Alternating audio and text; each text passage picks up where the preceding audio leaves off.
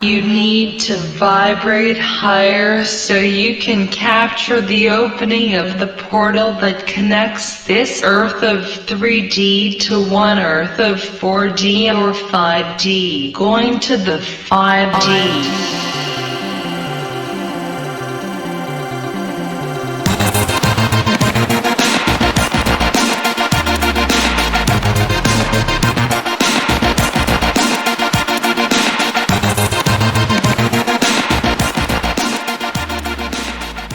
Hello, my name is Phoenix.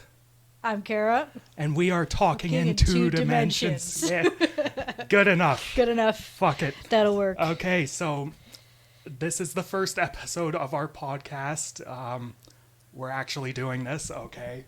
So I want to start this off by introducing ourselves. So Kara, who are you? What do you do, and how exactly did you end up here? All right. So, Kara here. I'm an animation enthusiast, and I really got in here because I guess I annoy people a lot when I say I haven't seen certain movies. So this whole thing is a bit of an experiment to get us to try new things. But besides that, I'm a programmer by trade, and then, of course, on my off time, I'm actually a bit of an illustrator. Okay, that's cool. So I'm Phoenix. I suppose I want to start my introduction by saying, oddly enough, movies aren't, my first love. My first love is music. I've been a musician since I was 10 years old, and since then, I have very high standards when it comes to music. But at a certain point, those high standards sort of bled into movies. I started getting exposed to a lot of the internet film critic community, the red letter medias, the YMSs, that sort of thing. And it started exposing me to a ton of new and interesting movies. And it started to, like I said, raise my standards for movies, and eventually, because I had to find a way to get that vomit out of my head and onto paper, I started writing film reviews. And writing film reviews eventually turned into a YouTube channel where I talk about movies, and a YouTube channel where I talk about movies eventually turned into this podcast. So that's how I ended up here. You talked about how you ended up here. So now I guess we're just gonna show you how this podcast works. We each saw a bunch of new movies, and we're just now gonna talk about them. So the first movie we are going to talk about is Jurassic World Rebirth, directed by, I believe, Gareth Evans. Let me double check that. I believe I'm right on that. Yes, Gareth Edwards. And basically, this film is more or less a sequel to the Jurassic World movies. A bunch of special ops soldiers go to an island full of dinosaurs to collect samples of dinosaur DNA, and a family also gets involved in this, and there's lots of dinosaurs. We both saw a bunch of dino slop, and we were feasting good. Kara, what did you think about this movie? So, actually, leading up to this, I sort of made a note that this is the first Jurassic Park movie out of the newer sort of films that I've seen. Jurassic World movies. The Jurassic World movies, yeah. Like, I haven't even seen any of the ones with Chris Pratt. Okay. So this is it. This is my introduction. I sort of came in a little late to the shit show. I had heard from so many people that the new Jurassic movies were not very good. But I actually had no idea. And I can understand it 100%. This is definitely a movie that you can go and see. I feel like it wasn't like awful. It was still pretty entertaining, but there's so many choices that were really baffling. Yeah. The family didn't need to be in that movie. Okay, that's interesting because I thought the family was the best part of that movie. Well, I feel like they should have picked either or maybe because it's like I don't know. The family Fair. I liked more. Fair. That's Yeah. That's where I was going with that. The family are the best part because in most of those parts, it felt like a horror movie.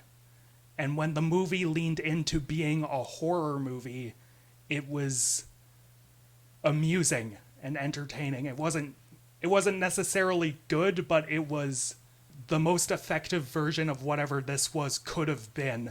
But for some reason, we had to have, fucking Scarlett Johansson, Mahershala Ali being the most generic fucking, soldiers imaginable. Like With Mr. Stereotypical Nerd Science Man who And- loves dinosaurs so much he cried. there was that scene in the beginning, with him crying about how no one comes to the dinosaur exhibit anymore, which was just a thinly veiled subtext of the studios whining about why no one sees these new movies. That's a good and point. It was so fucking pointed and annoying. Where? You don't come and see our movies anymore. Why don't Where? people like these movies? Well, I'll tell you why none of these movies capture what made Jurassic Park so special. Question answered. Shut the fuck up. Yeah, exactly. And I feel like I'm actually quite excited to get to that point because I actually haven't seen the original Jurassic Park. Oh, well, I think it's been a long time, I think. Because I believe I've seen at least like the first half and then something happens and then it's like cut off completely. Like we get to the part with like the T-Rex that's in the rain and that's just amazing. And then like, oh yeah, something happens. And I think it was on like a school trip or something. Okay. So they're like, oh yeah, no, we made it back to the school. We're turning the movie off. It's like, oh, that's great. Thanks. Lame. Fucking lame. So, yeah. Well, maybe one day I'll recommend Jurassic Park for this podcast and let you finish that off. But Jurassic Park and the Land Before Time, the fuck. Dino episode. Oh, fuck. Fucking lock that in. Get ready to cry, boys and girls. But yeah.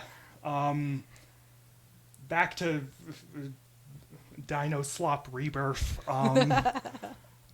So, aside from the generic script, like, the special effects in the film could be a bit dodgy. I remember there being a shot when Scarlett Johansson was trying to fire that dart into the swimming dinosaur, and she fell off the boat. And I believe for like a few seconds we saw like it had to be one of the worst green screen shots I have seen in quite some time. Like, the background was just so fucking, like, fake. You could clearly tell she was in front of a green screen hanging off something on a wire. It was... Oh, when you see shit like that in a film, like, it just rips me right out. And I'm like, okay, we're done here. No, I think nothing really stood out in terms of special effects with this film, I think. Yeah, no, like... all the dinosaurs, I guess, looked fine. Yeah. The big, the D-Rex, that, the stupid mutant dinosaur. Yeah. As I was, leaving the theater, everyone was saying, oh, it looked like, the xenomorph from Alien. They weren't saying xenomorph because normies wouldn't actually know the alien from Alien is called a xenomorph. They were saying, "Oh, it looks like the alien from Alien," and Oh no. I'm like, I guess. When I saw it, I thought it looked like a Hell Knight from Doom. Oh yeah. No, the head, the face, like it reminded me of a Hell Knight from Doom. But oh, okay.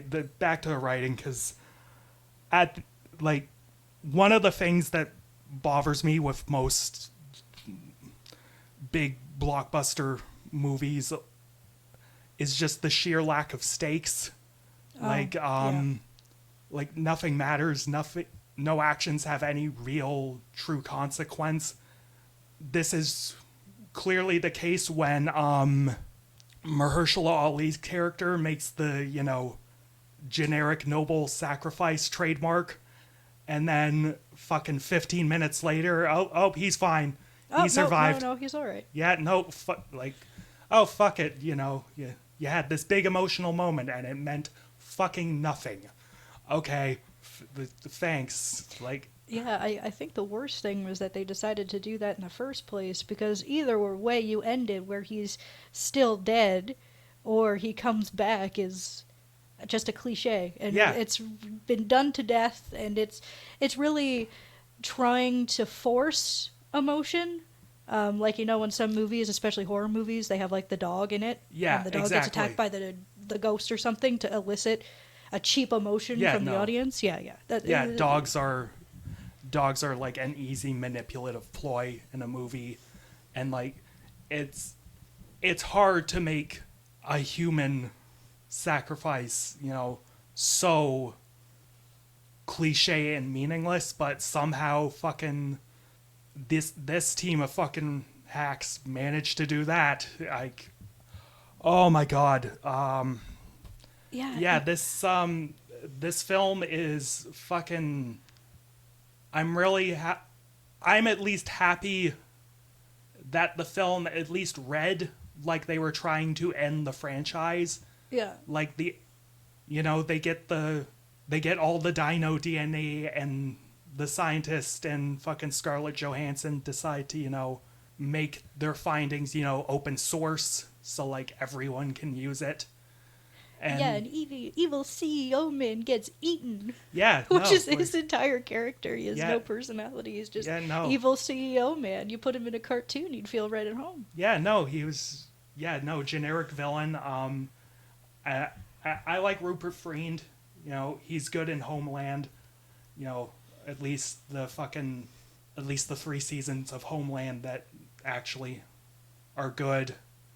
Everything after season 3 is just someone's bad fan fiction, but that's another subject for another time. Anyways, I am at least glad there seems to be an end to fucking Jurassic slop movies. Now, this seemed like the series finale. I don't like with episode 9 of Star Wars, I feel no compulsion to see any more fucking dino movies. I'm done. I could be completely wrong because of just the very few number of movies that I've seen, but I feel like there's a missing opportunity to just go full throttle into dinosaur horror. Yeah. Like we said, that family was, like I said, that Average Joe family was the best part of the film because it leaned into horror. It leaned into a bunch of helpless people trying to avoid giant monsters. And however, ineffective it might have been in the movie as a whole, it was still the best parts of the film. And I would just like to play, picture Alien Isolation, but it's, you're running around trying to hide from a velociraptor or something. Yeah. I would want to play that. So, Jurassic World Rebirth was not good. I suppose if you're a fan of the dino slop ghosts, it's a fun night out at the theaters. But Otherwise, you could avoid it. And I am feeling a 4.5 out of 10 on this one. Yeah, I definitely would go with that. I think it really comes down to the fact that it could have been something a little better if they had actually maintained some focus and got rid of some of those cliches. Yeah. If they really did just focus on the family that went a little bit too far into the restricted zone and had to survive, it actually might have been a lot better as opposed to being stretched between them and this secret ops team that was pretty par for the course. Yeah. Yeah, no. Yeah, so that's Jurassic World Rebirth. And now we also saw, surprisingly, we both saw the film F1, the movie, because it needed to have the distinction that F1 is the movie. Whatever. Yeah. This film was directed by Joseph Kosinski. I'll just pull up my plot description from my review because I'm lazy and I'll just read it off because, again, I'm lazy. So, this film follows a man named Sonny Haynes, a race car driver. Sonny has just won the 24-hour Daytona race and has driven off into the sunset. But an old friend named Ruben, a former rival of Sonny's from his days racing in F1, comes to Sonny with a proposition: join his failing F1 team Apex GP and help him win. Sonny agrees, but as soon as he gets there, he begins butting heads with cocky, young, up-and-coming driver Josh Pierce. With the future of Apex GP hanging in the balance, Sonny must find a way to whip Josh and his team into shape and win the F1 championship. The tone of my reading there pretty much sums up my feelings on the movie. This was mid as fuck. Yeah, I definitely feel that.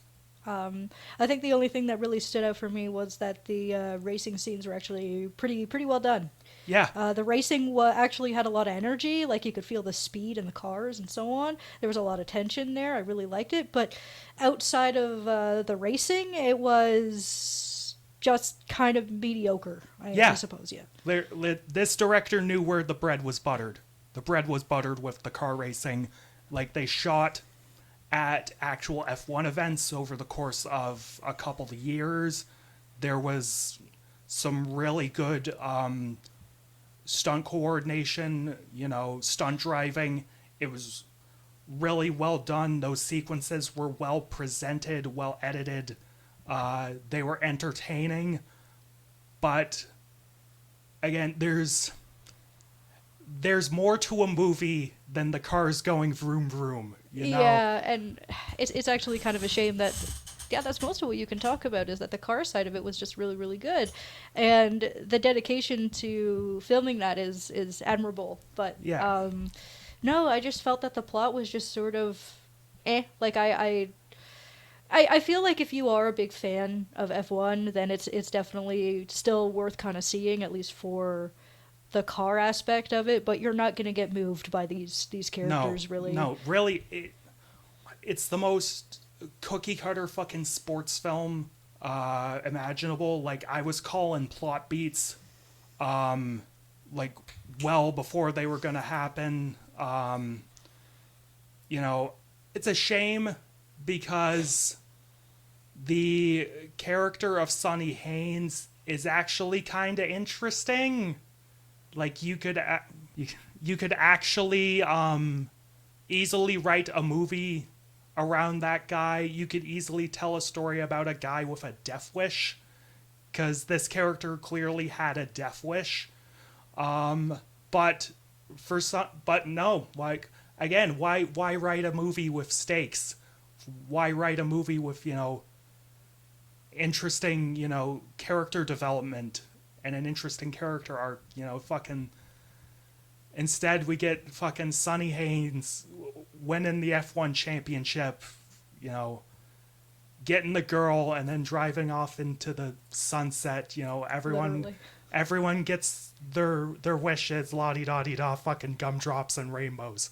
Fuck consequences, Yeah, he actually just goes back to doing exactly what he was before, just sort of racing at these small little tournaments for money Yeah. and just being on the road and stuff like that. I don't really know what lesson he was supposed to learn. I sort of, through the film, it seemed like it's like, oh yeah, sometimes when you're reckless, you take people with you. Like, but I don't actually know if he learns that lesson except for when the up-and-comer crashes. Yeah. Yeah, no, I think the film, I think the script essentially just went with the generic, he had unfinished business with Formula One, but, he's old, he's over the hill, can he do it? The typical sort of comeback story. But again,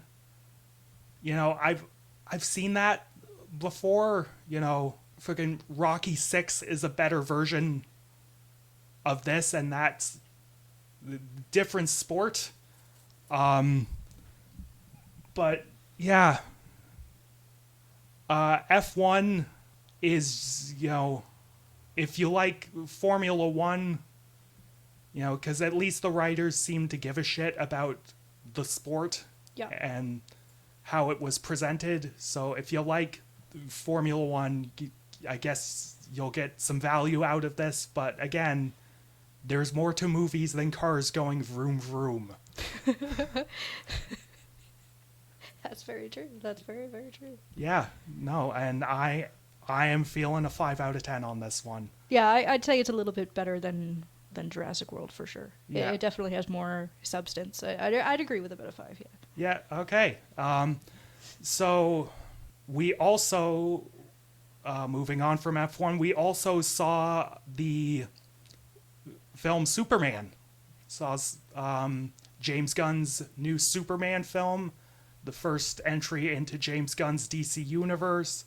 And in this film, Superman is trying to stop Lex Luthor from taking over a fucking Middle Eastern country, and he's sort of dealing with his own personal issues as well. And yeah, Kara, what did you think of Superman?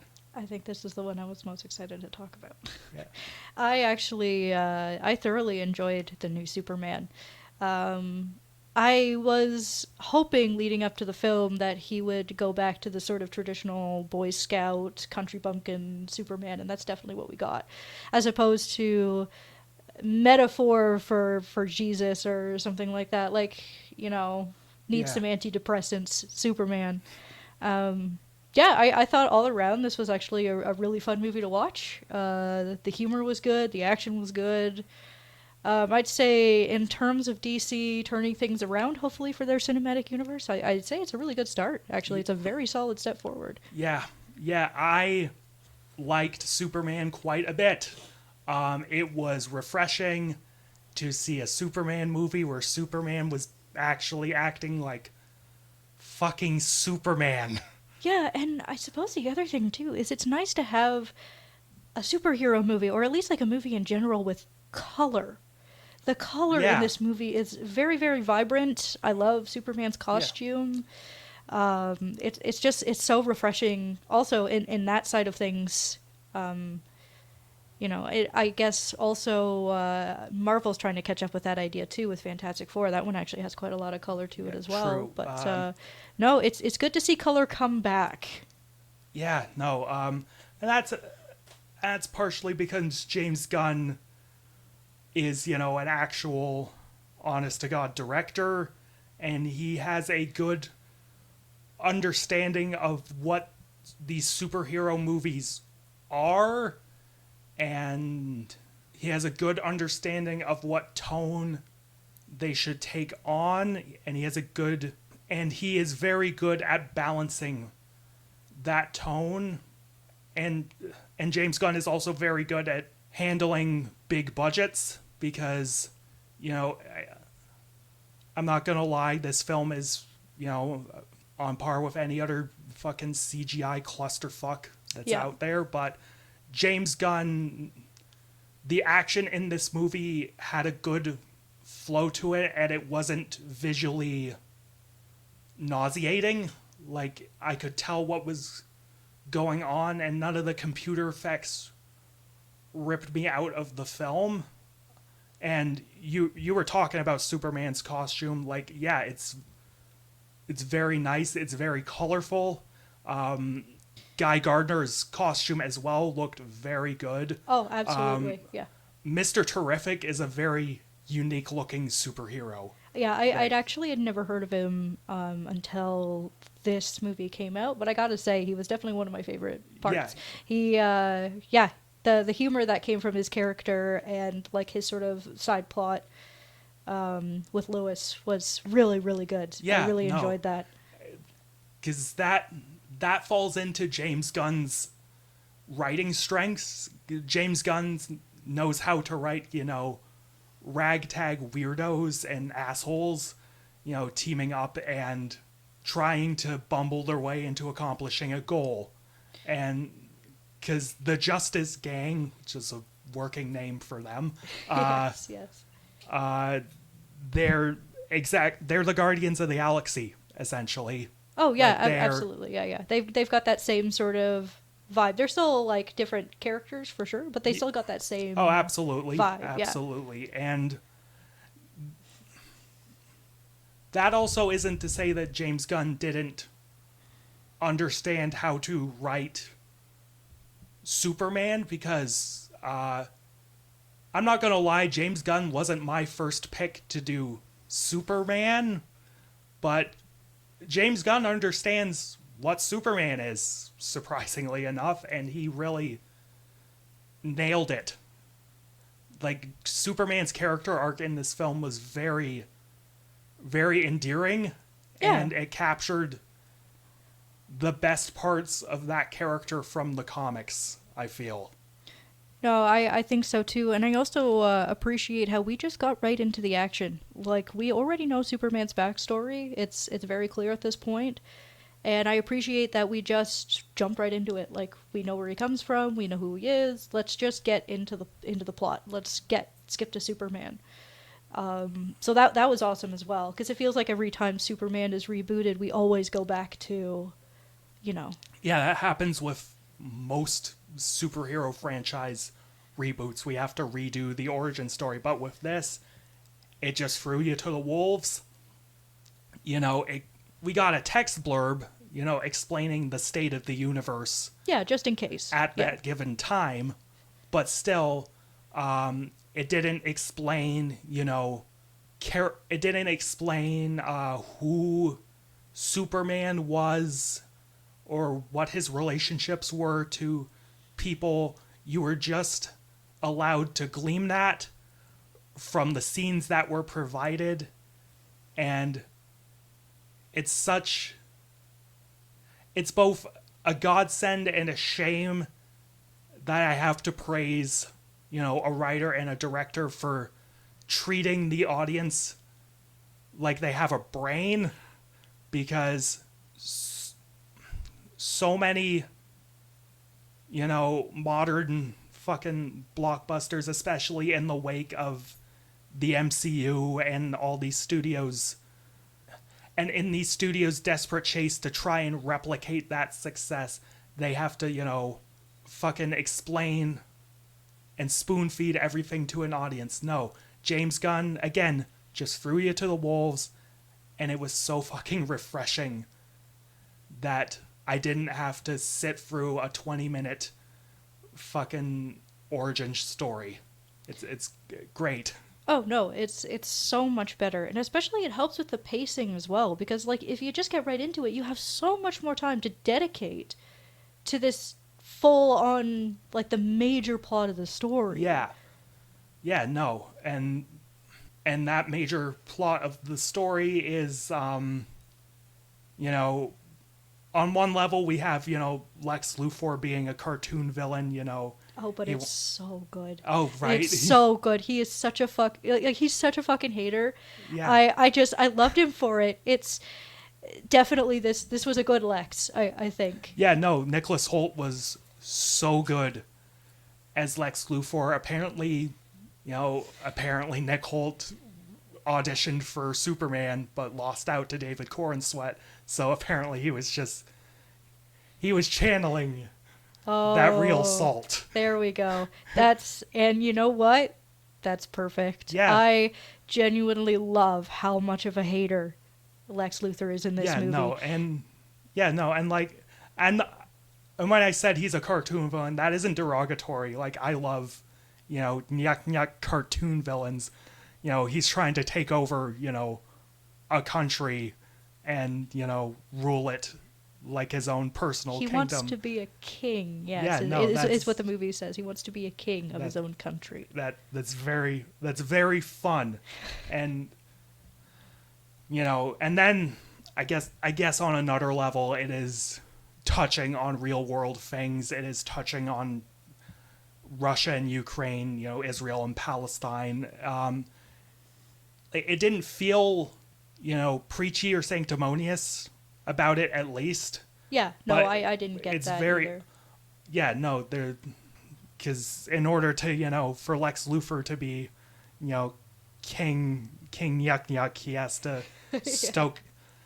stoke the fires between fucking whateveristan and fucking Baravia, I think the country's called. I don't something like that for sure. Yeah, I don't. I do believe that those countries are from the comics though as well. Yeah, fair. So they do actually exist in the comics. Yeah, no. I mean, I don't read too many comics, even though you're sitting behind a giant stack of fucking comic books. Like, I don't read too much, but like, it's like the words, at least, like I said, it isn't preachy or sanctimonious about it. It's just a fun action story, and if you do notice that it is bringing in those real world ideas and elements, it is easy to digest, and you can glean that for yourself. And what's also so cool is that, it does handle Superman's existence in a geopolitical landscape well enough, because, we had that whole scene of Lois, grilling Superman about, you entered a country's airspace, without congressional approval, and, assaulted a world leader. Yeah. You caused a shit show. Like, how do you deal with that? And, like, in the real world, like, what would we do if fucking, Kal-El ended up in fucking real life fucking Kansas and was saving people in Chicago? Yeah, and exactly. Like, it presents issues, and I'm always glad when superhero stories at least don't live in a bubble. Yeah. And at least try to, accept that, there are real world consequences. There would be very big consequences to someone with that much power living amongst humanity. Like, it's the same reason I really like Invincible, because that show handles the consequences of being a superhero really, really well.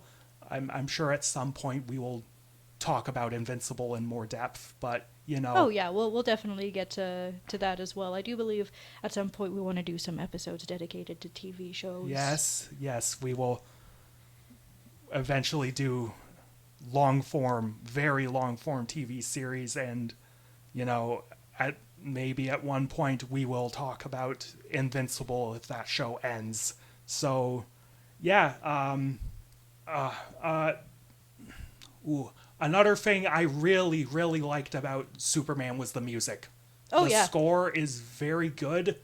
It reminds me a ton of the John Williams score from, the 78, 79, I think. I do believe it's 78. the 78 Superman. The composers for this film, though, they weren't ripping off John Williams. It felt more like a reverent homage to that sort of score. That main motif, that main Superman theme for this film, it felt like, that da da da da da da da da. It felt like that, but it had its own musical palette. It had its own interesting arrangement, and on its own, it felt triumphant. It felt powerful, and it was used really well during that scene where Baravia was invading the Fuckistan or whatever it's called, and the kid was raising the Superman flag. Oh, that was the synths come in lightly playing that main melody, and then when Superman sort of flies into Metropolis and I think saves a girl from getting crushed by a building, the horns, the whole shebang come in, and it just feels so big, so monumental. It's well used music, well composed. I was surprised because James Gunn's films, at least the Guardians of the Galaxy films, are known for their playlist soundtrack. Superman didn't have much licensed music in it. No, not any that really sticks out. No, to me. It's definitely a bit of a change from the Guardians of the Galaxy, which really had that sort of tie-in to the 70s, 80s in terms of its music. Yeah, for sure. There was a licensed song during the credits, but that was pretty much it. It was all, or at least most of it, was original score, well composed, action music. Yeah. And it's just so refreshing to have a Superman movie feel, big and fun and exciting after 10 fucking years of Zack fucking Snyder ruining superhero movies. No, and I feel like the reason why Superman in particular is so refreshing, because it feels good to watch. You feel good after watching that movie, it's really uplifting. It's not so dark and depressing. It has its moments, but it's just you feel a sense of hope after the movie is done. It's great. Yeah, no, I am left intrigued and interested in the DCU going forward. This was a good omen that maybe the rest of these movies won't be terrible. I can't. Edgelord, Batman, post-apocalyptic. Yeah, no, it's just. Yeah, it won't turn into Batman v Superman or, Martha. Or fucking. Why did you say that name? Why did you say that? I can't believe I remembered that, by the way. Fuck. I don't remember the rest of that movie except for that part. I haven't. I don't think I've seen it since I saw it at the theaters, and that was 10 years ago. Oh my gosh, time flies. Yeah, and we don't even want to talk about that Lex Luthor at all. That one was probably at some point when we get to that we can poke fun at it, maybe compare and contrast to our new Superman movie. Yeah, but I think after Superman, the second season of Peacemaker is coming out.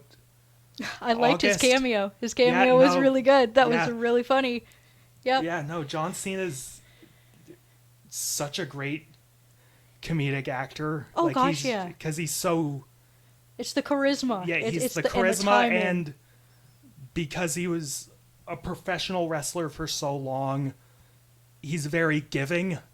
He will no matter what the material is, he will give it 100% and try to get it over. And, you know, even if it's for just a quick bit, like in this film where he's on a talk show ragging on Superman. Oh like yeah, how can a hero do something like that? Oh, yeah, says the noted murderer. Like, but, you know, God, it's... Well, also, yeah, no, the cast in this film was quite good. yeah, absolutely. Yeah, We mentioned Nicholas Hoult as Lex Luthor. He was great. He especially so in that final scene where he went from, you know, just douchey businessman to like sniveling fucking, you know, cuck male. Like, why are you so good, Superman? Why don't people like me? Yeah. Yeah, that was pretty good. But also, just like he's just like, no, this whole conflict, you know, this conflict is just a part of it. My whole plan has always just been to get rid of you. This was just a convenience. This fight. In all of my goals, everything has been to get rid of you, and it's just, again, that hater energy, so good. And the scene where he's drinking out of his coffee, you know, after Superman like throws the table because he's wondering, he's demanding to know where Crypto is. Yeah. And he's just like sniveling into his cup a little bit to sort of rag him on a little bit more. It's so good. And might as well move on. David Corenswet as Superman, he was potentially better than Henry Cavill. It's just a shame Henry Cavill didn't have any better material I to know, because work he is with.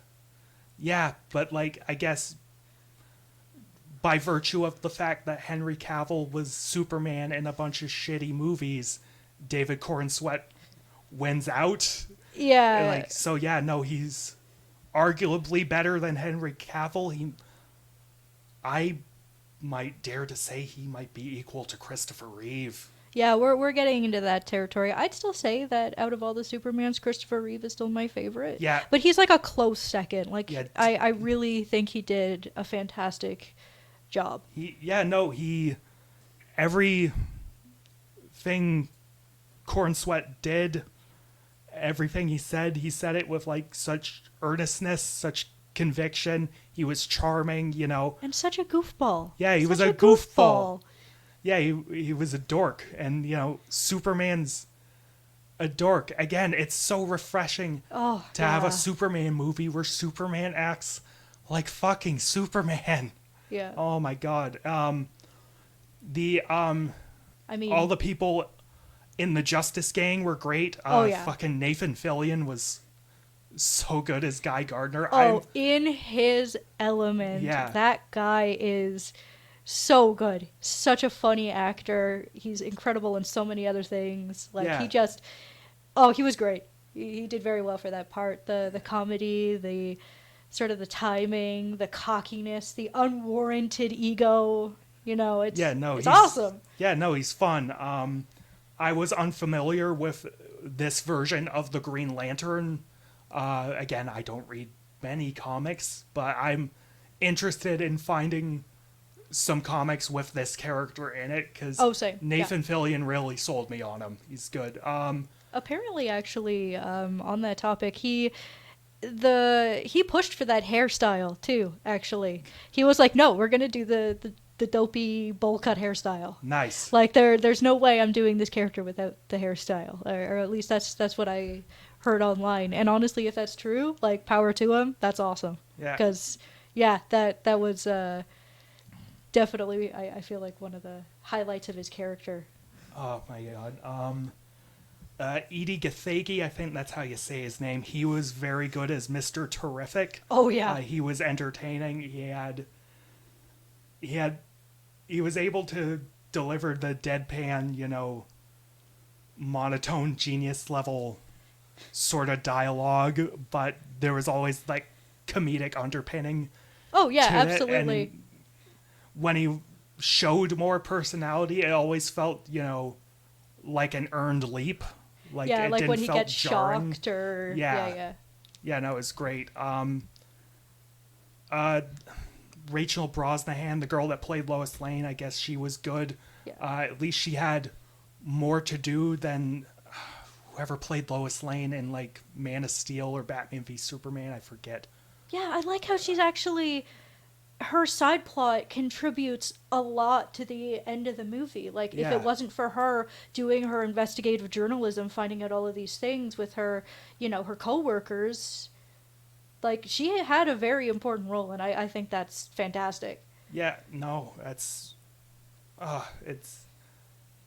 so good. Metamorpho, Anthony Kerrigan in that role, he was very good. Like, he gave like a genuinely emotional, riveting performance during those scenes in like that pocket universe prison. Oh, yeah. Yeah, that was. I felt so sorry for that character. That's awful. Yeah, no, and again, those emotions, those stakes, they were at least in some way earned. You know, unlike the movies we were talking about earlier, things felt, warranted. Yeah, they did feel warranted. It felt like there was some risks involved, and especially as the stakes got progressively bigger and bigger and bigger, because it goes from a war to an actual black hole splitting the Earth in half. Yeah. Like, it just escalates and escalates and escalates because Luthor doesn't know when to stop. He keeps going. Whenever Superman has a success, he'll go 10 times bigger with his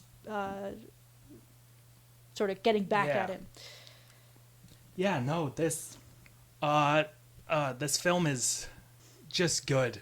Yeah. It's just a good movie, and I think if you're a fan of the Cape shit, you should absolutely see this in a theater if it's still running.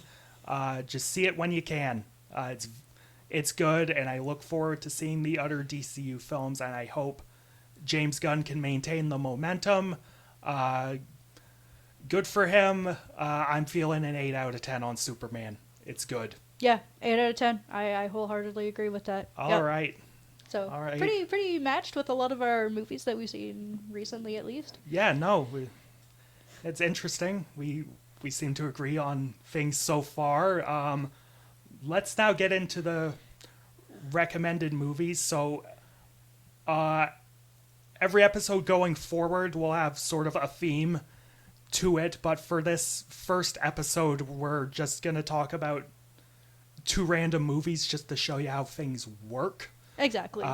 One's gonna be, animated or, close to animated in certain cases, and mine is gonna be like primarily live action. Certain times we may deviate from the script, a little, but generally this is what it's gonna be. And the first film we are going to talk about is the film... Notes. Our first film for today is 2007's Surf's Up. Yes, directed by Diddly Diddly Doo. Let me pull up my letterbox. Directors Ash Brannon and Chris Buck. Yes. What is Surf's Up all about? All right, so our 2007 film essentially is a mockumentary-style animated film that follows Cody, our titular sort of rock hopper penguin who lives in the Antarctic and he really wants to become a surfing champion after a well-known celebrity, Big Z, shows up to his island. So yes, he ends up going to Pengu Island to participate in essentially a world tournament for surfing. Eventually he meets this sort of bum individual named Zeke, who sort of slowly teaches him the way of surfing and so on. This one... I suppose I'll probably separate this into topics a bit. When it comes to animation, you're going to hear a lot of things about character design, animation techniques, and so on. Anything along those lines, any cool facts that I can sort of come up with, or well, not come up with, but find, I suppose. There's a few with this one, not too many. But yeah, I guess first off, I'd say the first thing that comes to mind with this one is it actually didn't age too bad. Yes. Yeah, no. I hadn't seen this for well over a decade at least. And after rewatching it, I actually enjoyed it. Yeah, same, actually. Yeah, no, it was different for an animated film, at least around this time. I really think the presentation of the film was one of the things that carried it. As you said, it's done in a mockumentary style, so Cody is being followed around by a film crew. A crew, yeah, exactly. And a lot of the cinematography feels, handheld, shaky, and that's because a lot of it is apparently they had a bunch of people in green screen suits carrying around cameras mimicking the movement of a film crew, more or less. Yeah, and so the animators sort of just animated around that. essentially how it worked was they were able to develop this technology that allowed them to move the cameras in the animated world as if they were filming a documentary. So to anyone who might find this familiar, this is what the Lion King live action would sort of herald as the new technology that come up with, but this was actually originally made in 2007 for this film. So they could actually move these cameras in the real world to give them that shake and that sort of genuine feel of a crew. I think the other really nice touch is every once in a while there's like a boom mic that gets in the shot and things like that. There's little things as well that really tie it together. Yeah, no, it recreates the documentary style of filmmaking very well. One of the things that I liked was the editing in the film. Like it was edited in a manner that really felt like a documentary. It reminded me at many points of a show like The Office or Parks and Recreation. Yeah. Like there was a bit, like I think in the first act, Cody wipes out on a big wave, and during which time he gets stung by a red sea urchin. Yeah. And I think at some point one of the characters were talking about the sea urchin and how it stung him, and then it cuts to an interview with that sea urchin. Stepped on me. He danced on me. Yeah. This one's broken. And this one. And this one. Yeah. Yeah. That's pretty good. That's pretty good. That felt like a bit from The Office. Oh, absolutely. Yeah. I think the other thing as well is that just before that, I also love how they just keep playing his Wipeout over and over again. That was great. No. That's a nice touch as well. Like that's so on point for a lot of like sports channels and things like that. They really put their all into making this feel as realistic as possible in an animated world, and I think that's definitely one of the highlights of the film for sure. Yeah.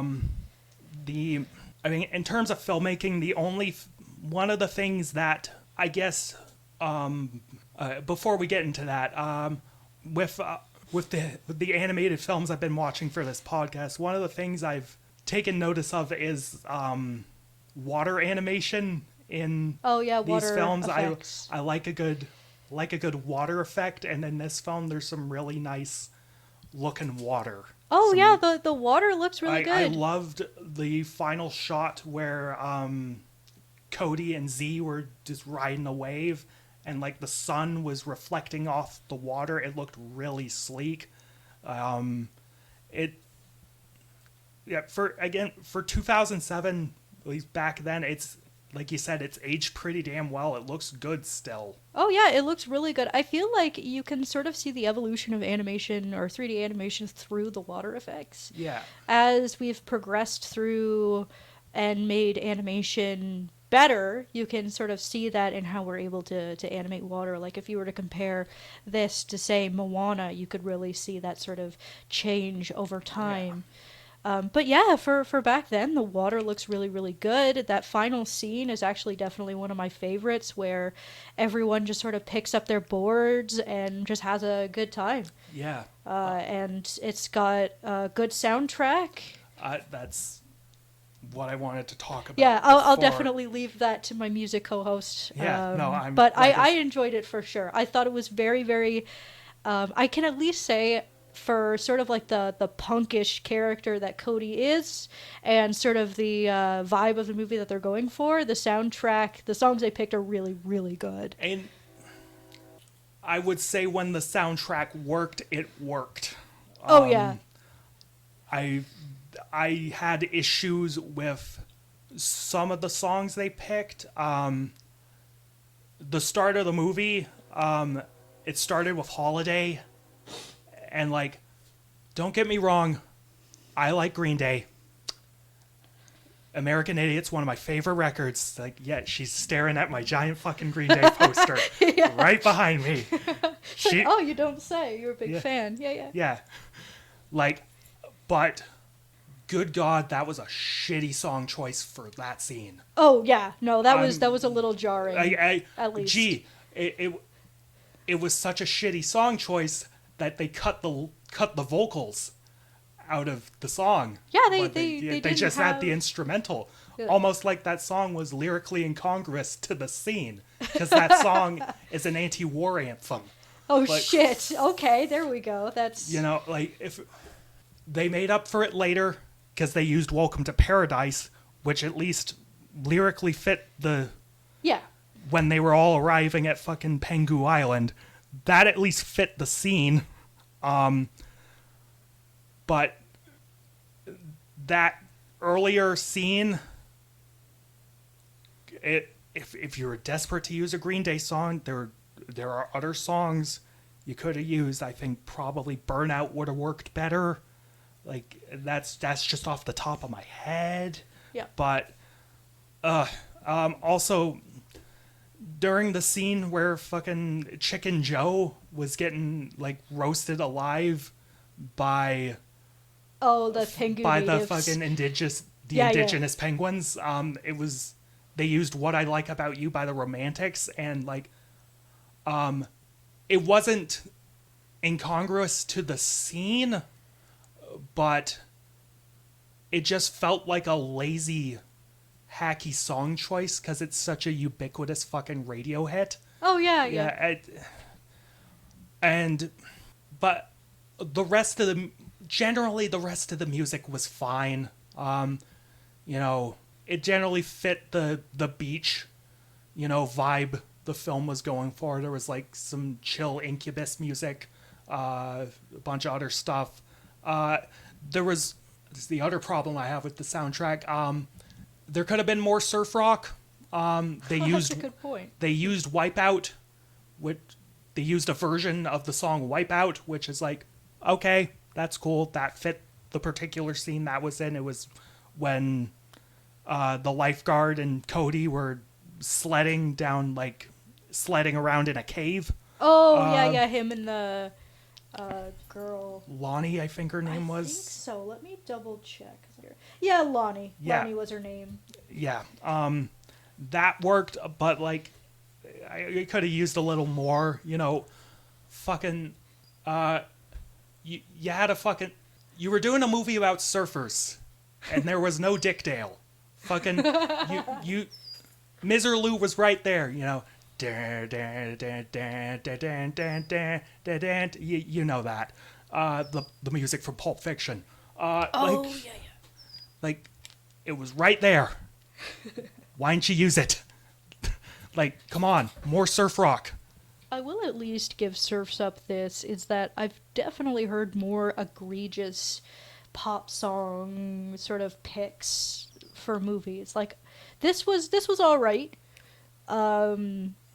Definitely you know a lot more about these things than I do, but I felt just as like a, I guess, being very casual with, I suppose, the soundtrack. I thought it was all right. I thought it was pretty good. And yeah, because I've heard way worse. I have heard some absolute, like, you just put it in here because it's a popular song, like Uptown Funk in the new Lilo and Stitch. I heard about that, even though that song actually hasn't been popular for a long time now. That was a hit over, like, 10 years ago? Yeah, Holy like 2015, shit. 16. Shit. It's just like, wow, you just put this in here because it's a popular song. Yeah. Like, I at least feel like with this one, they try to at least keep the theming in check for the most part.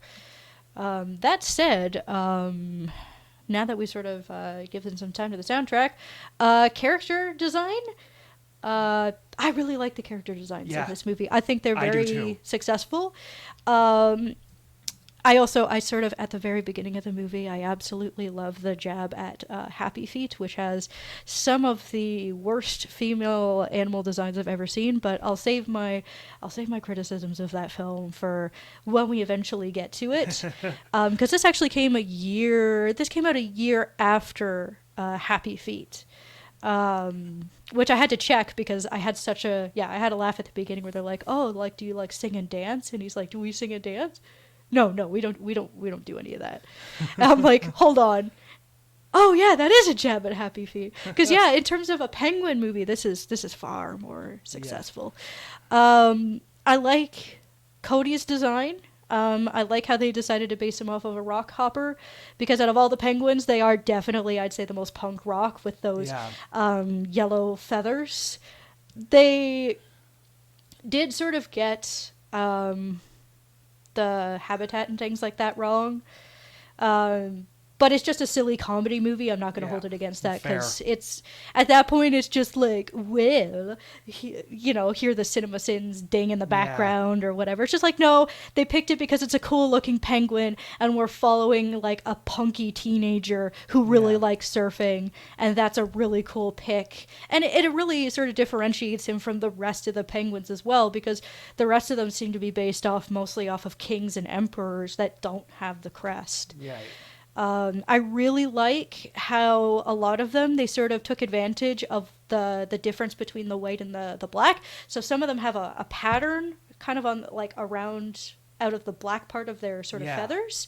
Like Big Z or Zeke, he's got flowers. I think hibiscus flowers on him. Like, he's got like native sort of Hawaiian flowers on him to sort of touch on his sort of more chill, like, personality. You have, of course, Cody, who kind of has like a sharper look to it, but not terribly defined. And then, of course, I feel like one of the best parts of this movie, Tank. Yes.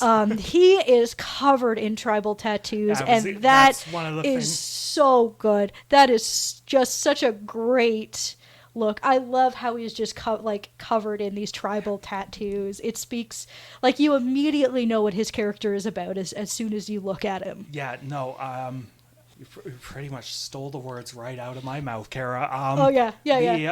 The character designs in this film, like, because they're all fucking, generally, they're all mostly penguins, and, you could easily fall into the trap of them just looking the same, but... Happy Feet. Yeah. Yeah, but, everyone... All the characters in this film had a distinct look to them, and you could easily differentiate between who these characters are, what they look like, what their personality is, and... Like you said, I love Tank's design, all the tribal tats. Like, he's such a fun douche. Oh, He's a fun villain. Oh, he's such a fun villain. And the scene with him showing off his trophies that's good. So good. So good. That's fun. They really nailed his character down, and the design really emphasizes that. He is such a douchebag, but it's like... in a way, like, he's really good at surfing, but otherwise is just so incompetent. Yeah. Yeah, Like, no. he's such an idiot. Yeah, um, speaking of, characters and writing, I think the other thing that carries the film are the characters.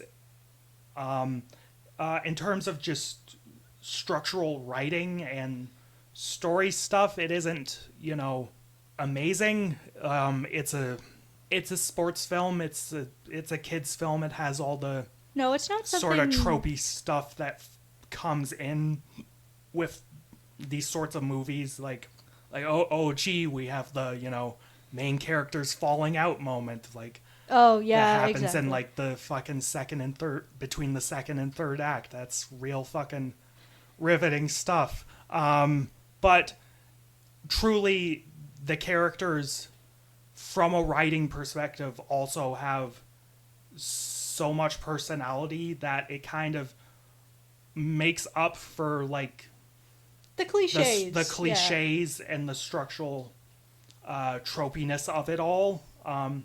And that's helped by the voice cast. Oh, the voice cast. The voice is cast is so good. Shia LaBeouf, actual cannibal Shia LaBeouf. Yeah, plays our main character Cody, and amazing fit.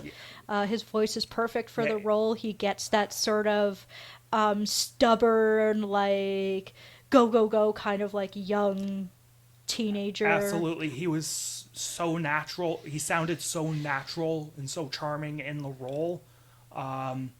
He really, there was a particular bit I liked both from a writing and a performance standpoint. It was just after the fucking, hacky main characters falling out moment.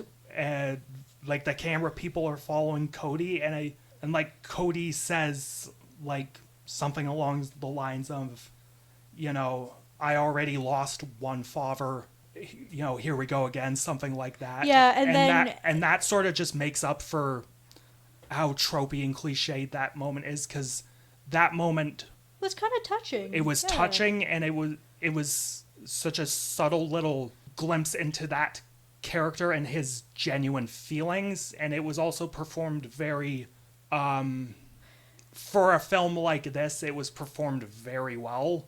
Yeah, like I also sort of love the fact that he cuts himself off and then he just shoots the cameras away. He's like, no, just whatever, I didn't say anything, whatever, just go away, leave me alone. Yeah, no, that also fucking Jeff Bridges as Big Z. Oh, yeah. He's just playing the dude. He's just being the dude. No, that works for me. It works, and I really love the scenes between Zeke and Cody, actually. Yeah. I love the difference in their personality, because, like, Zeke is just sort of like this guy who, he fell out of surfing because he lost his love for the sport because it just became too competitive. And then when Cody comes around and sort of talks him into it, he sort of gets that love back a little bit. But he's a lot more patient and easygoing. Like, I feel like a really good point that sort of exemplifies them as characters is when they're making the board, because like Cody just wants it like out, he wants it built like right now, and then Zeke is just like, oh, you take this and you go with the grain, and you got to take your time, you got to carve, the board is in there, you got to carve it out, you got to bring out the board. The themes of the film aren't exactly complex or thought-provoking. You do it, you play the sport, you do the thing because you love it, and that's why you have to do it. But again, it's the characters carry this entire thing, and they make those themes really resonate. Speaking of characters, Diedrich Baker plays Tank, and he was entertaining. I think maybe I think maybe there are other actors that could have gotten more out of that particular character, but considering what he was doing, he was very good. He was entertaining. Oh yeah, very entertaining. Yeah, I just like I love the scenes where he's doing the interviews. Like he just like eats up the attention that he's getting. Yeah, Like no. he just thinks he's hot shit, but he's such a piece of crap. No, it's yeah, I all the characters drive it pretty well. I think also even like Chicken Joe is pretty great. Yeah, John Hader. Yeah, because I love how his humor compared to like some of the rest of the film, which there's a lot of potty humor. Like I think that's Yeah. the only thing that sort of like kind of brings it down for me is like because the first half of the movie is fine and then they just flood it in like they're trying to sort of compensate for the fact they didn't have like a fart joke within the first 30 minutes. But yeah, like Chicken Joe, all the humor comes from the fact that he's just a chill dude. Yeah, no. He doesn't care. Like, he makes friends with, like, the natives on accident because they're trying to cook him, right? But then he's like, oh, yeah, you guys gotta have one of these. And he pulls out, like, the squid sticks, like the fried squid. And then they just start following him everywhere. Yeah. And it's great. And on the topic of Chicken Joe, actually, there's one thing I'll commend this movie for. And it's that Cody doesn't win. Yes. Cody actually does not win. It's Chicken Joe that ends up actually winning the competition. And I think it's kind of brave for the movie to do that. Like, our main character learns his lesson. I wouldn't call it brave because that's just the ending of Rocky. But, I suppose. I guess it's just like, I've been so used to characters getting everything that they want by the end of the movie, and how sort of like some of the previous movies we were talking about previous, just sort of like all the edge and things sanded off. Yeah, no. It's like, it's kind of refreshing to be like, you know, he didn't need to win this whole time. He just needed to learn to love the sport, and he did. There was actual, consequence to it. Like you're saying, Chicken Joe was very entertaining. He was just a big pothead. He was sort of bumbling about. And if you pay close attention to his scenes, I swear 2 cameramen die. Yeah, no. Like there are just like there's actually casualties in this movie. Yeah, no. A couple cameramen get some spears to the chest. That was entertaining. That was pretty entertaining. It's great. One of the performances that I think the performance that I enjoyed, and it's a sleeper one, was James Woods as the otter. Yeah. Like, he was just being James Woods, but good God, he ate that script up. Oh, like, he was so funny. We need to give this man more voice acting jobs because, my God, when he's voice acting, he does such a great job. Like, Hades? Oh, yeah, James Woods is so good. Love James Woods. So good. Because, like, I think eventually we'll probably do this as a long form video, but I sort of have my opinions on how a lot of animated films anymore, they pick just famous people, but there really is a skill to voice acting, and not all actors have it. Yes. Eventually I think we will do, like, actor spotlights to really show how certain actors handle, live action and voice performances. But James Woods, in most roles he just eats up the script. He is such a presence. He's so entertaining. No, he's got to be like him, and like Jeremy Irons have got to be some of my favorite voices when it comes to like villains and whatnot. He did great. Like, I couldn't help but laughing at like this cartoonishly like awful sort of like recruiter exec kind of character. Like, I love how, like, it's near the end of the movie and they think Cody's dead and they're like, wait, don't touch the board. It's gonna be a memorial for the young surfer who tried, and he's being such a dick, and he's trying to make it into a marketing thing, but it's like, this dude could have been shredded by a bunch of rocks. And then Cody and Z turn out to be fine, and then everyone just goes off to surf, and I think at the end someone pulls off the otter's rug. Oh yeah, his wig, toupee thing. It's his little assistant, the little The little bird. Deer kill, I think. I actually not sure what species of bird it is. That's the closest that I can think of. Yeah. But the assistant is really, really funny too. Yeah, true. I really like the humor from the assistant. The couple of lines that they have are really, really funny. I feel Yeah. so bad for them. Yeah, it's... Yeah, again, this was... I think in terms of animated movies from the 2000s, this felt, despite maybe not being that different from the pack in terms of storytelling and Yeah. writing, in terms of presentation and characters and acting, this was refreshing. Yeah, like I think the only thing with this movie besides the cliches that holds it back for me is the insane amount of potty humor. Like, because some of those jokes just fall flat. They fall flat so bad because it's just like you just added a fart here because you felt like you needed to tick something off of a chart or whatever. And I feel like that is such... You can tell you're getting a movie from like the early 2000s when there's just that. Yeah. Unfortunately. Yeah. But when you put those things aside, I'd say it's a pretty competent film. It's not anything, that...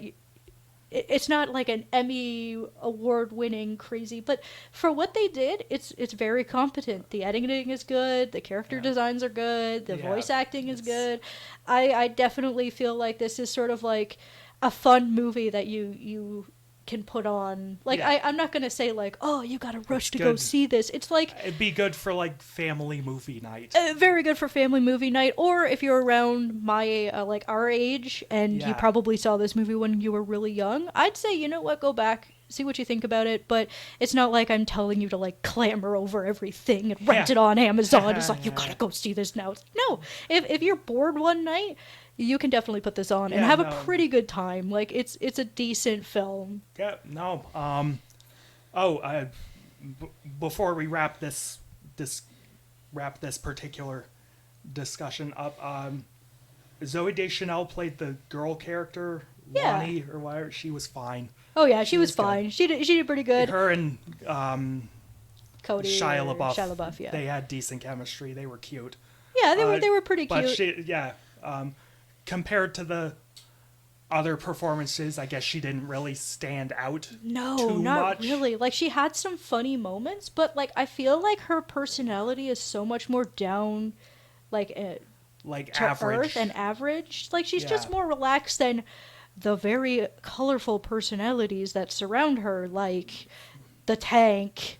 Or Big Z, or Big or Z, Cody, or Cody, or I did like the gag of her constantly having to save that little fat penguin kid. Yeah, that's pretty good. Yeah. That's pretty good. I turned my back around for one moment, and I do. Okay, so there's a lot of like little things in the movie that I like too. For example, they have like squids as floaties, like lifeguard floaties. I thought that was pretty cool. Okay. Like that's a really nice little touch. Yeah. This is a pretty fun movie. I am feeling a 7 out of 10 on this one, because the presentation and the performances really carry the film. Yeah, I'd say I'm around like a 7 or like a 6.5 really, but I'd say I'd be a little generous with it and give it a 7. I think. Okay. Like, that's kind of around where I am because. When it does well, it does really, really well. And I can't help but commend it for that. Yeah, no. That was Surf's Up, and now we're gonna talk about my recommendation. You want to see a 180? Yeah, holy shit. Get ready for this film. Holy shit. I'm actually a little excited to talk about this. Oh my god.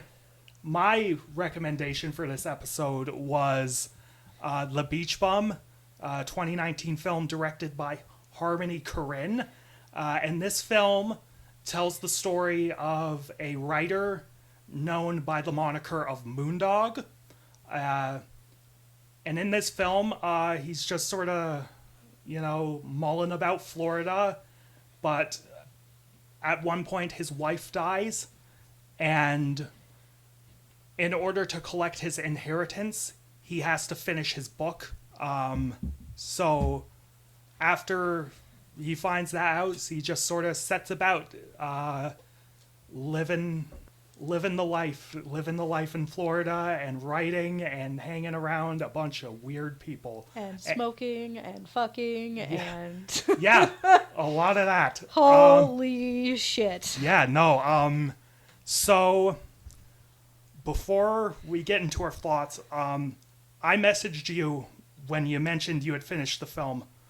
I asked you if this was the first Harmony Korine film you had seen. And it is. And it is, yes. I have seen all his movies at least twice, except for the new ones he's made when he started his own production company. Oh, okay.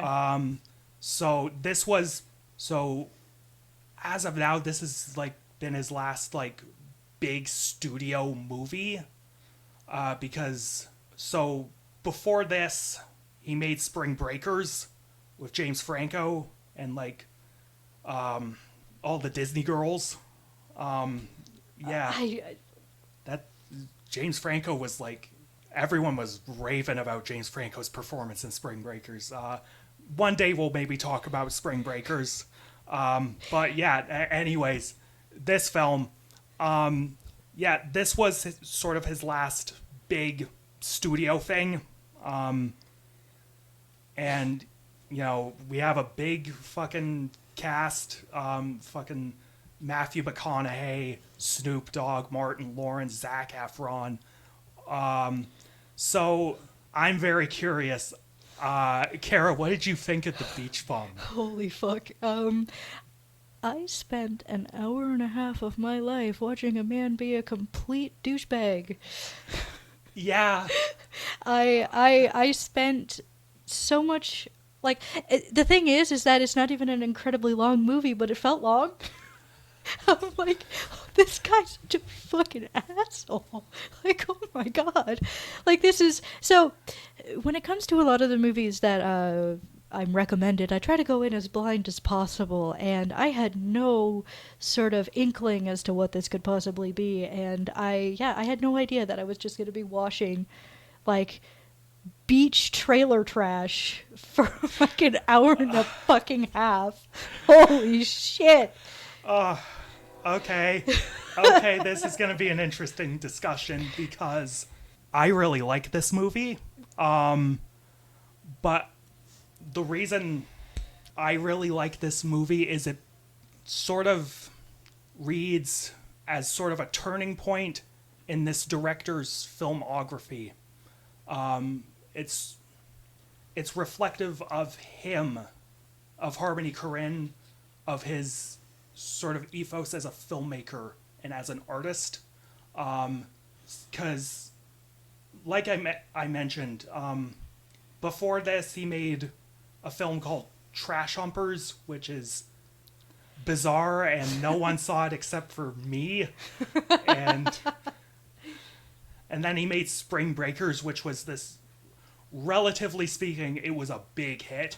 Like, it made a decent amount of money at the box office against like a modest like 7-figure budget.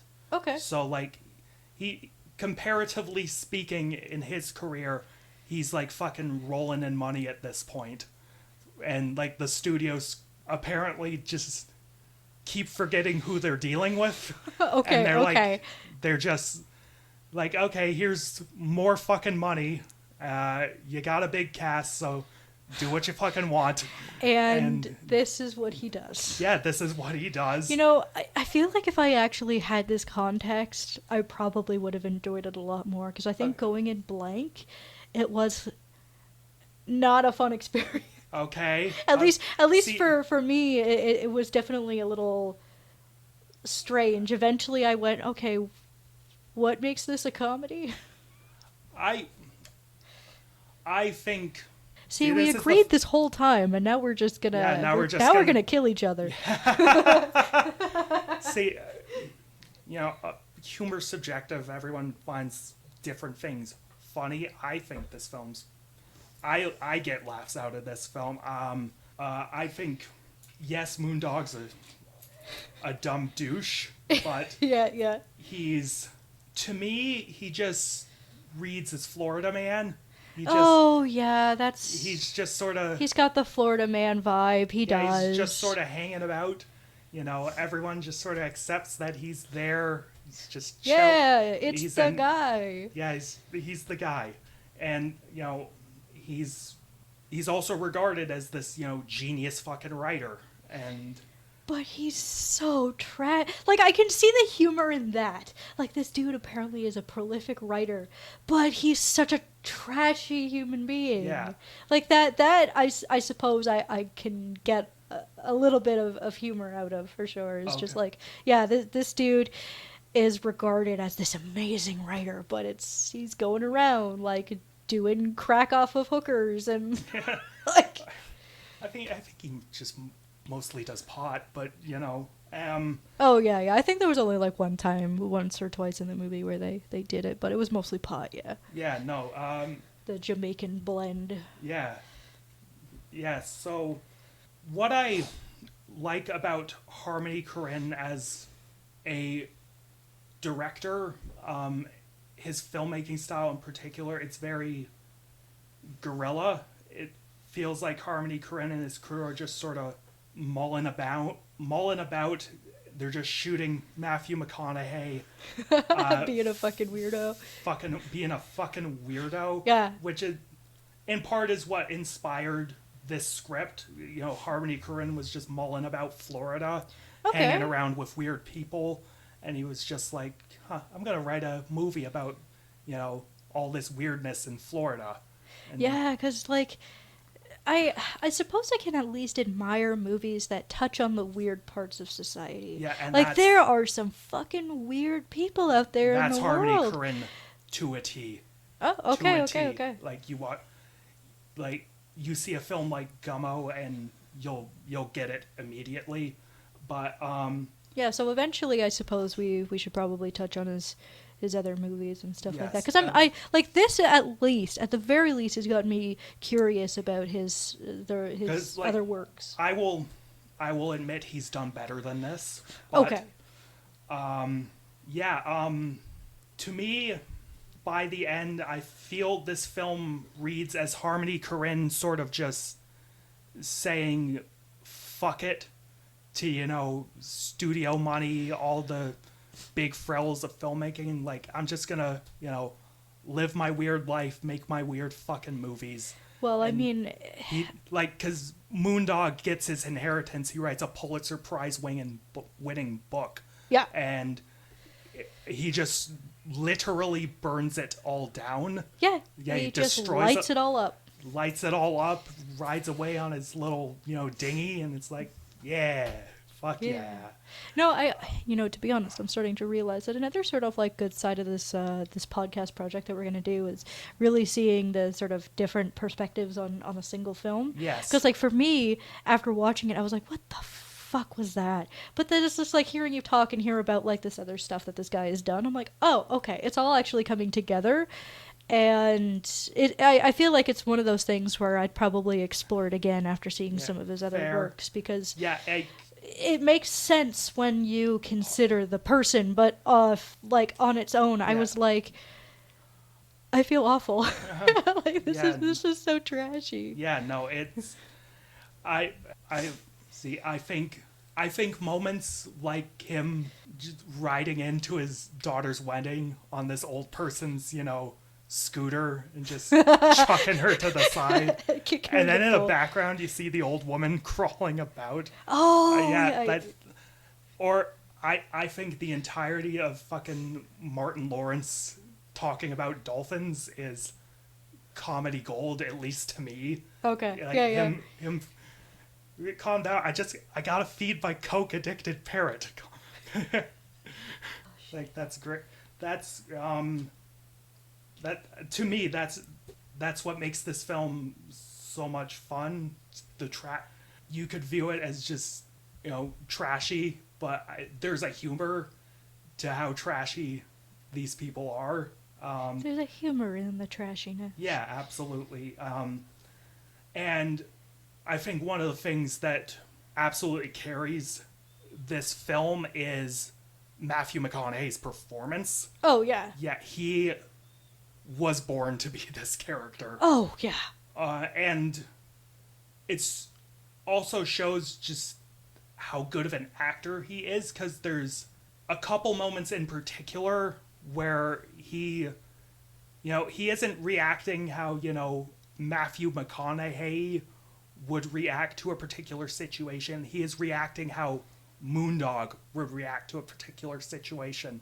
Yeah. So, like, the moment during the reception for his daughter's wedding, and he spots his wife and Snoop Dogg, when he finds out she's cheating on him, he's just sort of like, huh. Yeah, he's just sort of, huh. But subtly, you could see, like, his fucking heart shattered in that moment. But he's just sort of zonked out, and he's just, huh. No, and I think... Like, he can't process that. No. And same thing when his wife died. Like, when that heart monitor goes flat, he's just sort of standing there like he accepts it. It's like, okay. But it's like, it's not processing properly. Like, it's... Yeah. He's shattered inside, but he's just sort of chill on the outside. And, like, I like how Harmony Korine presents that character, like, all the fucking, trashy stoner stuff is just sort of him. After a certain point, it's just sort of him masking, grief. Yeah, because, like, he may be, like, this chill stoner guy, but it doesn't make him impervious to pain. Yeah, absolutely. And past that point, he's just sort of trying to rebuild and figure out what he's going to do. And while on this journey, he meets a bunch of weirdos. He meets Martin Lawrence on his, like, decrepit fucking dolphin tour, which was fun. Him and a bunch of homeless people trash his wife's mansion, which lands him in rehab, and he meets Zac Efron, a fucking coked up douchebag. Yeah, he's like a, what is it? He has a pyromaniac. There we go. That's the word I'm looking for. He's a pyromaniac. Yes, and Zac Efron was entertaining. A fun fact about this, the way his beard and hair was styled, Harmony Korine one day just sort of looked at the grill lines on a panini, and he was just like, that would look funny on Zac Efron's face. Okay, that's pretty great, actually. No, he's got that, do you remember the interviewer, it's the games runner from Hunger Games, where yes. he had that, yeah, it's got that same sort of stupid douchey look. Yeah, absolutely. And yeah, this film is just it's a fever dream experience of Matthew McConaughey hanging out with weirdos. Yeah. And for me, that's what Harmony Korine's all about. And another thing I like about Harmony Korine's music is his taste in music. The soundtrack in this film is fun. It's reflective of the setting. There's like all this, yacht rock and soft rock. Like fucking Jimmy Buffett shows up in this film. Like Moondog just sort of opens up one of his concerts with a poetry reading. Yeah. And it's like an awful poem, too. Yeah, no, it's just so risque and awful. Yeah, no, and like it just doesn't go over, and it's like, and he's just, all right, here's Jimmy Buffett. Yeah, and he's just like, just fucks off. Yeah. So yeah, I think another element to the film that sort of ties this idea of Harmony Korine sort of searching for his next sort of step as a filmmaker, is the film will cut to this grainy ass VHS footage of Moondog reciting, doing a lecture on, what is poetry. I don't exactly remember the specifics of that speech, but I feel it vaguely, from my recollection, really, at least in terms of presentation, fit this arc, because at Harmony Korine's like first two films, Gummo, Julian Donkey Boy, are like shot on like dingy ass 16 millimeter mini DV cameras. Oh, okay. So like it felt to me like those particular moments were like him trying to remember who he was and reconnect with what made his movies special. Back to the soundtrack, though. I really, you had the yacht rock and stuff, but he also threw in, rap, because fucking Snoop Dogg's in this film. He's just being Snoop Dogg. There wasn't really much to it. No. But there was also great uses of like a bunch of alternative rock music, like The Cure uses a couple Cure songs. The scene where he sees his wife cheating on him is set to Just Like Heaven. I love that song, fucking banger song, but it fit so well because that particular song is about, being sort of in love with someone and it being this sort of magical experience. Just to get into the cast, because we got an eclectic cast. Like it's loaded. Yeah, it fucking is Matthew loaded. McConaughey. We talked about his great performance. Snoop Dogg's just there being Snoop Dogg. Yeah, and then you've got Jonah Hill. Jonah as well. Hill. Yeah. He was just as douchey as Matthew McConaughey, but Yeah. more so. And he was really into it. Zac Efron was entertaining, like uber douche in that role. It's got to be at least a little bit therapeutic for some of these actors to just be like, I can be such a fucking asshole in this movie. Yeah, no, they get to do like weird stuff, just weird fucking things. Break loose from all the Hollywood like normal movies they do and just do a fucking weird ass Harmony Korine film. And that's like just it's nice to do that as an artist. Just break away from normal things and just do weird shit. Oh, yeah. And I think that's why I think Harmony Korine, part of why Harmony Korine is one of my favorite directors is because it doesn't matter if his budget is like, ham sandwich levels or like a proper studio movie. Everything he makes is him.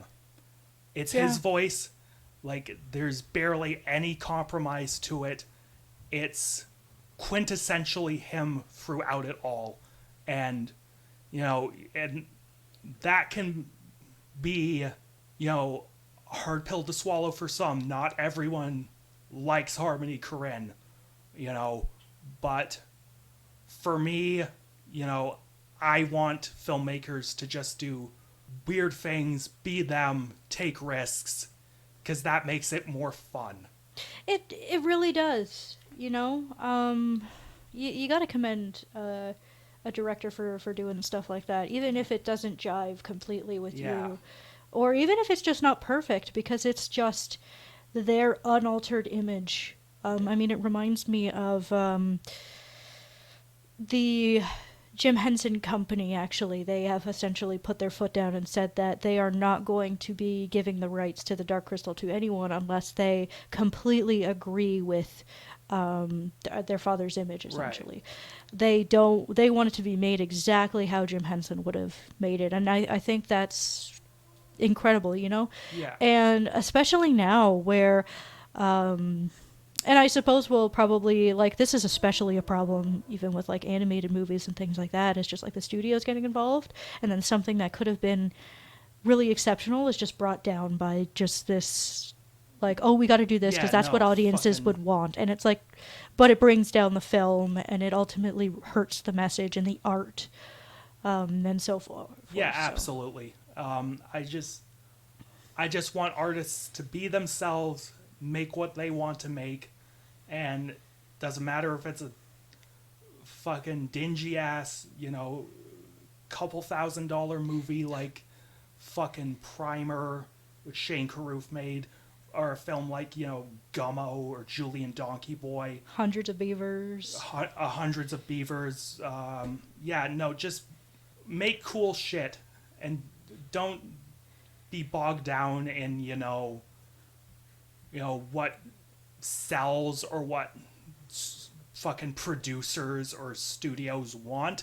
Because, if it's good, it'll find an audience. I mean, for goodness sake, look at our prestigious man, Neil Breen. Yeah, He's no. just doing what he loves and has an audience. Yeah, no. they're awful movies, but damn, they're just like, they're entertaining Yeah. in their, how genuine that Yeah, they no, are. he's- Like, you can't help but like them, and how passionate he is for these films as Yeah, well. absolutely. Like, He makes what he wants. He makes what he wants. Yeah, he makes what he wants. Good for him. Good for him. So yeah, no, this was a fun discussion. It was. At least at some point we butted heads on something. Yeah, I suppose. 'Cause I before it was bound to happen. It's bound to happen. We yeah. spent 4 movies, Yeah, vehemently okay, yeah. agreeing with each other. It's Then just we- like, oh fuck, here we go. yeah, no. So yeah, no. I really like The Beach Bum. I think it lands in an interesting place in this man's filmography, and I think Matthew McConaughey gives a hell of a performance in this film, and this film in general is just Harmony Korine, and I can't get enough of Harmony Korine. It was in my top 10 of 2019 for a little while. After rewatching it, I got bumped out of it. It's still top 15, I think, or top 20, maybe, but I like it. I really like it, and I'm feeling an 8.5 out of 10 on this one. For me, I believe for now it's probably a 5 for me. Okay. But I think I am actually willing to, after watching some more of this man's movies, coming back to Yeah. this one based on the things that you've said. And if I had had that perspective going in, it probably would have been a different type of viewing, I think. Okay. But no, I think in the future, that's definitely a visit back to. But for now, it's just not my. I gotta say, it's not my cup of tea. So Fair probably enough. a 5 for me. Fair so. enough. Fair enough. That's good stuff. I think that about wraps it for this episode. That's it. Follow us on social media. All our social media is at Talking in Two Dimensions. Episodes will be out once a month at the end of the month. And yeah, you can give us a follow on YouTube, Spotify, Apple Premium, wherever you get your podcasts. So yeah, for everyone here, I'm Phoenix. And I'm Karen. And until next time, have a happy beach bum. Yeah.